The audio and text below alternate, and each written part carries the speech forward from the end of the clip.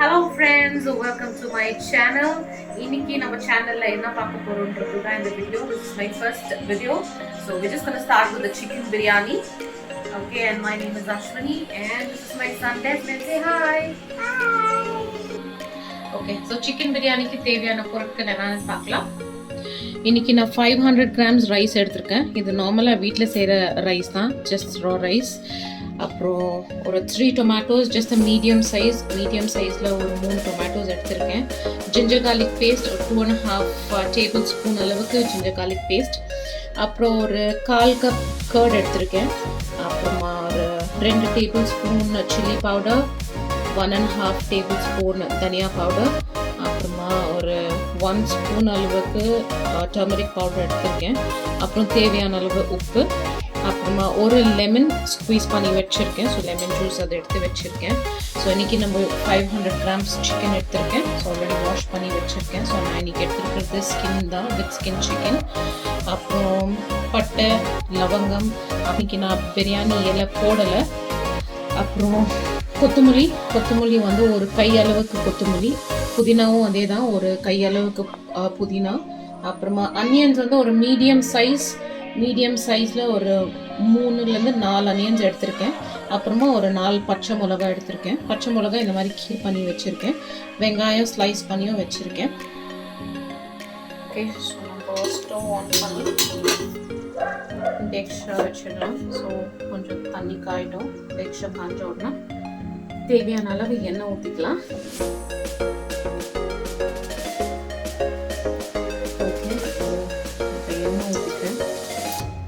வெங்காயம் பொரியிற அளவுக்கு எண்ணெய் இருந்தால் போதும். எனக்கு தெரிஞ்சு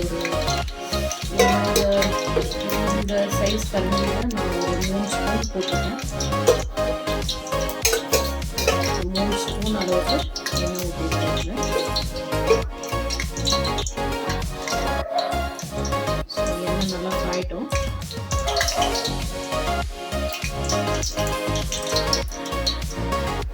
ஓகே, ஸோ இப்போ எண்ணெய் காஞ்சி வரணும். பட்டை, லவங்கம், அந்த ஸ்டார் எசன்ஸ் எல்லாம் வச்சுட்டு போட்டுக்கலாம். ஓகே, ஸோ அது பட்டை லவங்கெல்லாம் பொரிஞ்சதுன்னா நம்ம கட் பண்ணி வச்சிருக்கிற அனியன்ஸும் கிரீன் சில்லியும் ஆட் பண்ணிக்கலாம்.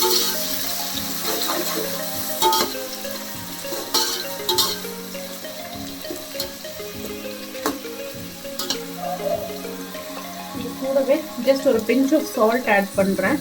நான் சால்ட் ஆட் பண்ணாக்கா வெங்காயம் கொஞ்சம் ஈஸியாக ஜல்தியாக பொரிஞ்சிடும். அது ரொம்ப நேரம் ஆகாது. அதனால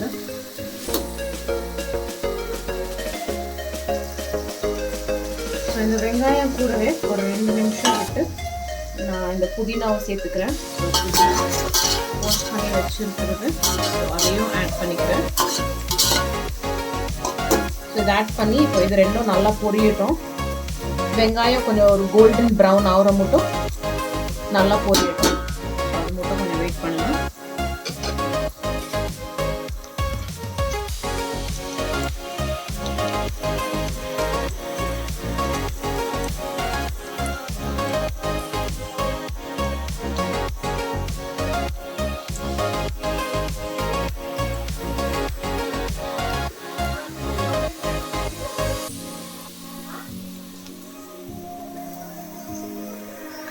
வெங்காயம் நல்லா கோல்டன் ப்ரௌன் ஆயிருக்கு.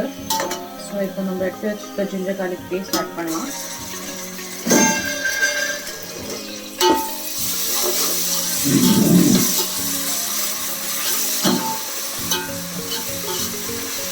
ஸோ இந்த ஜிஞ்சர் கார்லிக் பேஸ்ட் அந்த இஞ்சி பூண்டு வாசனை போட மட்டும் கொஞ்சம் நேரம் இருக்கட்டும்.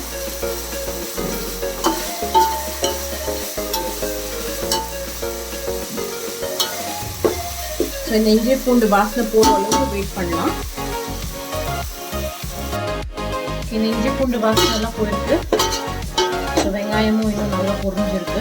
ஸோ இப்போ இது கூட நம்ம கட் பண்ணி வச்சுருக்கிறேன் டொமேட்டோஸ் ஆட் பண்ணலாம்.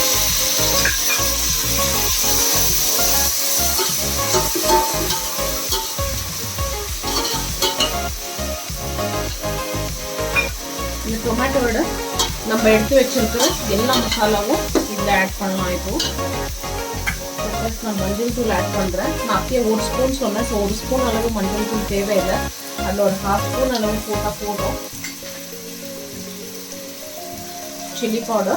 சில்லி பவுடர் உங்களுக்கு எவ்வளோ காரம் வேணுமோ உங்கள் காரத்துக்கு ஏற்ற மாதிரி நீங்கள் ஆட் பண்ணிக்கலாம். அப்புறம் கரம் மசாலா இல்லை, தனியா பவுடர். ஸோ யூஸ்வலாக நான் சில்லி பவுடர் எவ்வளோ எடுக்கிறேனோ அதுக்கு பாதி அளவு நான் தனியா பவுடர் எடுப்பேன். அப்புறம் இதுக்கு தேவையான அளவு சால்ட் நீங்கள் அப்புறம் ரைஸ் போடும்போது ஒரு வாட்டி பார்த்துக்கலாம்.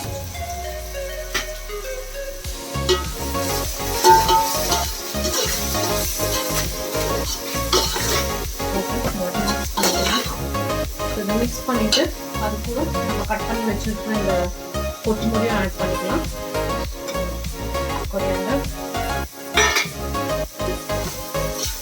ஆட் பண்ணி மிக்ஸ் பண்ணிடலாம்.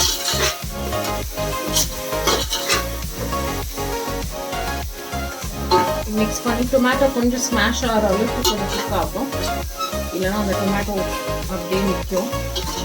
ஸோ அதனால நான் கொஞ்சம் சிம்மில் வச்சுட்டு அதை மூடி போட்டு கொஞ்சம் வைக்க போகிறேன் ஒரு 5 minutes.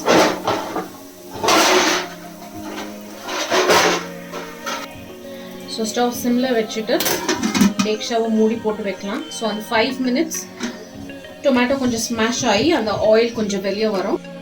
ஸோ மூடி போட்டு வச்சாச்சு.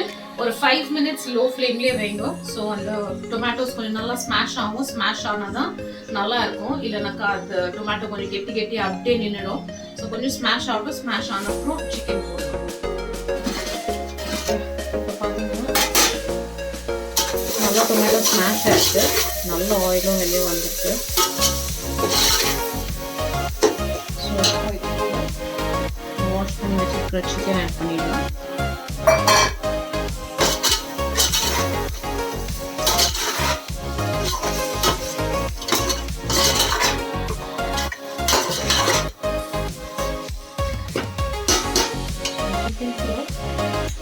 எடுத்து வச்சிருக்கிறேன் இந்த கர்ட். ஸோ கர்டையும் ஆட் பண்ணுறேன். ஸோ கர்ட் ஆட் பண்ணால் கொஞ்சம் சிக்கன் சாஃப்டாகவும் ஆகும்.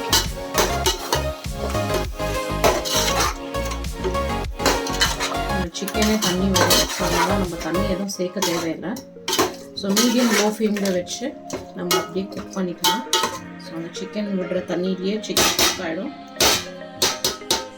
ஸோ நம்ம இதை க்ளோஸ் பண்ணி ஓகே. ஸோ பிரியாணி எந்த அளவுக்கு இருக்குதுன்னு பார்க்கலாம். நம்ம சிக்கன் குக் ஆகிடுச்சானிட்டு.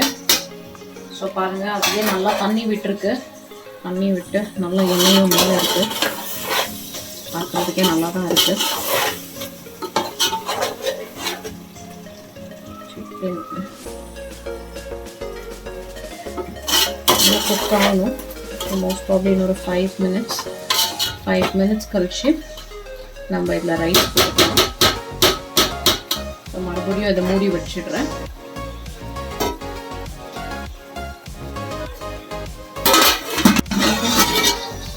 ஸோ சிக்கன் குக்காக இருக்குது. சிக்கன் நல்லாவே குக்காக இருக்கும். ஸோ இப்போ இதில் ரைஸ் சேர்த்துடலாம். ஸோ நான் ரைஸ் ஆல்ரெடி வாஷ் பண்ணி 1/2 an hour ஊற வச்சுருக்கேன். ஸோ அந்த ரைஸை சேர்க்க போகிறோம்.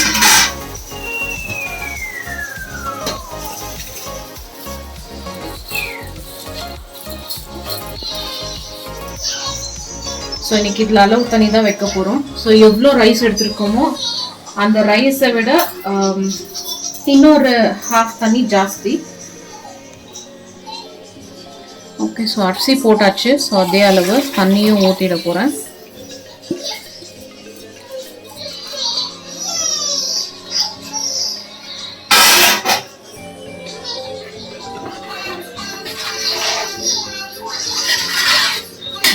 ரைஸ் போட்டாச்சு.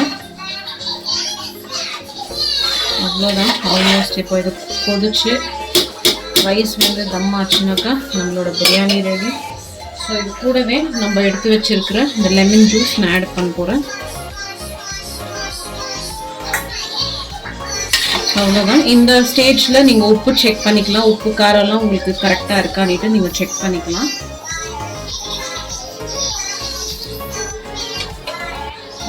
ஓகே. ஸோ எனக்கு கொஞ்சம் சால்ட் கம்மியாக இருக்கிற மாதிரி இருக்குது. அதனால் நான் கொஞ்சமாக சால்ட் ஆட் பண்ணிக்க போகிறேன். ஸோ நீங்கள் இந்த டைமில் நீங்கள் செக் பண்ணிக்கலாம் சால்ட் இருக்கா, காரம் வேணுமா, எது வேணுமோ அதுக்கேற்ற மாதிரி நீங்கள் மாற்றிக்கலாம்.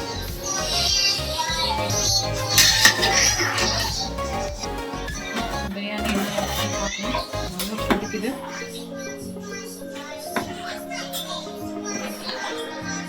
ஸோ என்ன ரைஸ் நல்லா குக் ஆகணும். இப்போ பாருங்கள் எவ்வளோ நல்லா இருக்கும் பார்க்குறதுக்கு.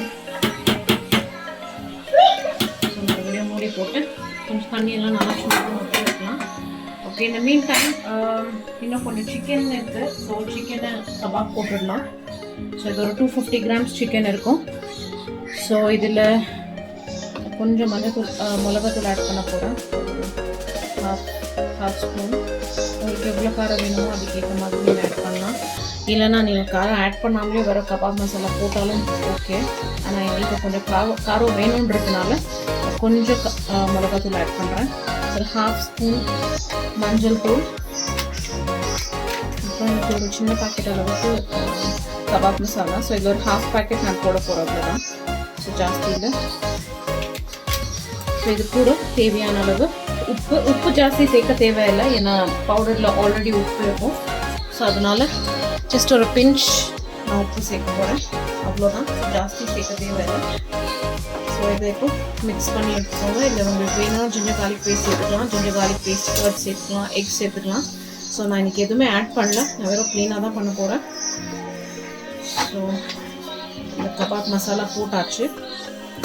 இதை நல்லா மிக்ஸ் பண்ணிக்கோங்க. ஸோ உங்களுக்கு தேவைன்னா கொஞ்சம் தண்ணி ஆட் பண்ணிக்கோங்க, கொஞ்சம் கெட்டியாக இருந்தால். ஸோ எனக்கு இது கரெக்டாக இருக்குது. ஸோ அதனால நான் எதுவுமே ஆட் பண்ணல. உங்களுக்கு வேணும்னா கொஞ்சம் தண்ணி ஆட் பண்ணி யூஸ் பண்ணிக்கலாம். ஸோ பாருங்கள், எனக்கு கெட்டியாக இருக்குது மசாலா. ஸோ எனக்கு அப்படி தான் வேணும். உங்களுக்கு வேணும்னா கொஞ்சம் லைட்டாக தண்ணி கொஞ்சம் ஸ்ப்ரிங்கிள் பண்ணி நீங்கள் மிக்ஸ் பண்ணிக்கிறீங்கன்னா போதும். ஸோ இது ஒரு 10 மினிட்ஸ் ஊறட்டும். அதுக்குள்ளே 10 மினிட்ஸ் ஊறினப்போ நம்ம கபாபையும் ஃப்ரை பண்ணி எடுத்துடலாம். ஸோ அதுக்குள்ளே பிரியாணியும் முடிஞ்சிடும். ஓகே,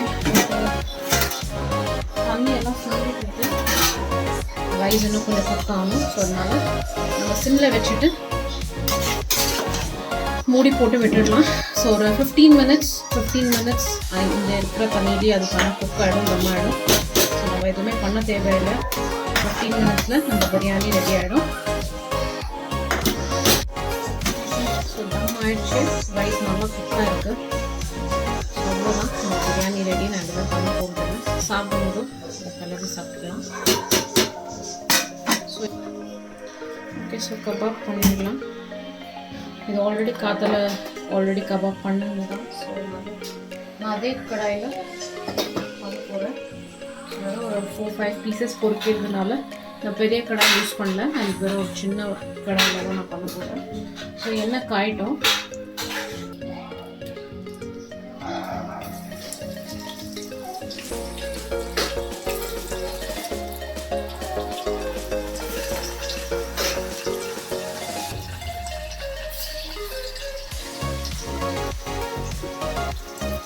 நான் 2 பேட்சஸாக போட்டு போகிறேன். கபாப் ஃப்ரை ஆயாச்சு.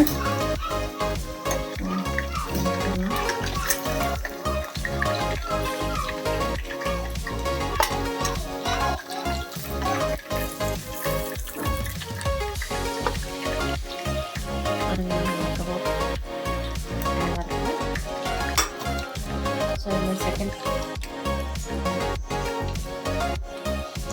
பேட்ச் சிக்கன் ஆட் பண்ணிடலாம்.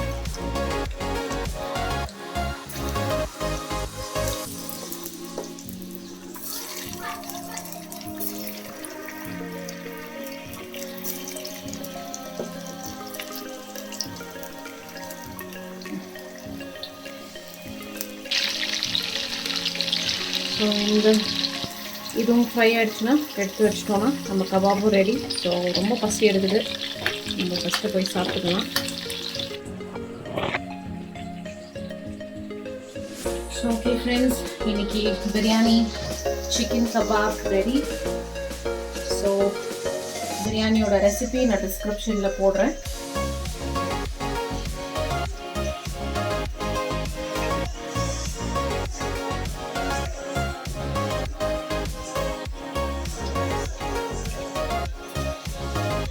ஸோ ஸோ என் ஹஸ்பண்ட்க்கு எப்படி வேணுமோ அவர் பெரிய பிளேட்டில் தான் சாப்பிடுவார், ப்ரெஸ்டீஜ் பிளேட்டில் தான் சாப்பிடுவார். ஸோ அவருக்கு ஏற்ற மாதிரி எல்லாத்தையும் போட்டாச்சு.